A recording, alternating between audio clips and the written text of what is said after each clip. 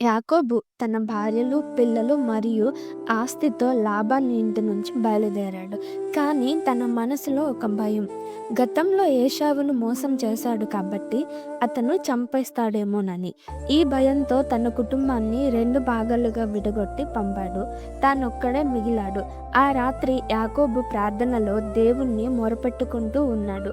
అప్పుడు ఒక అపరిచిత వ్యక్తి వచ్చి అతనితో పోరాడసాగాడు. చాలా గంటల పోరాటం జరిగింది.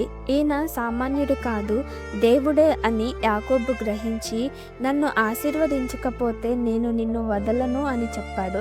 దేవుడు అతన్ని తొడకీలును తాకి గాయపరిచిన యాకోబు పట్టు వదలలేదు.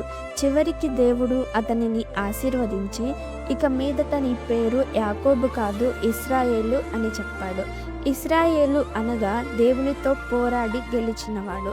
తెల్లవారింది. యాకోబు ముందుకు సాగాడు. ఏశావు ఎదురుగా వచ్చి యాకోబును చూశాడు. కానీ అనుకోని రీతిగా తన తమ్ముడిని ఆలింగనం చేసుకుని క్షమించాడు.